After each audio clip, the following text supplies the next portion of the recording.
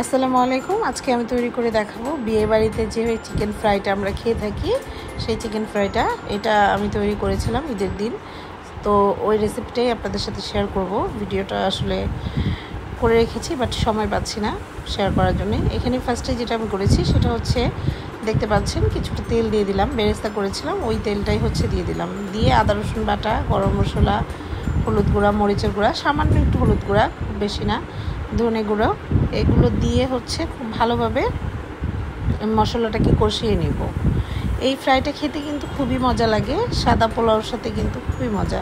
মশলাটা একটু ভেজে আমি দিয়ে দিচ্ছি পরিমাণ মতো টক দই। এই ফ্রাইটা অনেকেই দেখবেন বিয়েবাড়িতে করে থাকে, এবং রোস্টের পাশাপাশি কিন্তু এই আইটেমটা অনেকেই রাখে।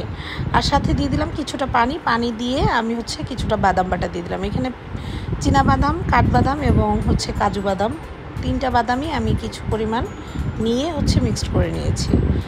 এখন ধুয়ে রাখা যে মুরগির মাংসগুলো ছিল সেগুলো দিয়ে দিলাম। এগুলোকে একটা মুরগিকে 4 পিস করে নিয়েছি। অবশ্যই এটা রোস্টের পিস করে নিতে হবে। খুব ভালোভাবে এটাকে আমি হচ্ছে নেড়ে মিক্সড করে নিব। খুন্তির সাহায্যে হচ্ছে দেখতে পাচ্ছেন নেড়ে নিচ্ছি। এই ফ্রাইটা কিন্তু ছোটো বড় সবাই খুব পছন্দ করবে। আর আমি যেহেতু ঈদের দিন করেছিলাম, আমার বাসায় যারা যারা গেস্ট ছিল সবাই খেয়ে কিন্তু আলহামদুলিল্লাহ খুবই প্রশংসা করেছে।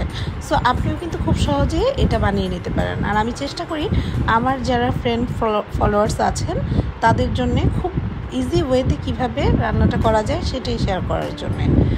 তো এই দিকে দিয়ে আমি হচ্ছে মাংসগুলো দেখতে পাচ্ছেন একটু পানি ছেড়েছে, কষিয়ে নিচ্ছি খুব ভালোভাবে। মূল যে কাজটা সেটা হচ্ছে এইটাই, রান্নাটা করা। এখানে পেঁয়াজ ছাড়া বাকি মাংসের যে মশলাগুলো সব থাকে আমি কিন্তু সব কিছুই দিয়ে নিচ্ছি। দিয়ে দিলাম, আমার মাংসটা কিন্তু মোটামুটি হয়ে গেছে। দিয়ে দিলাম আমি জিরা গুঁড়ো দিয়ে আমি হচ্ছে মাংসটা ঠান্ডা হলে নামিয়ে নিচ্ছি। সাথে আমি কিছুটা টমেটো সস অ্যাড করেছিলাম, ওটা ভিডিও ক্লিপ হয়তো আমার কাছে নেই, ডিলিট হয়ে গেছে, দ্যাটস ওয়াই আমি শেয়ার করতে পারিনি।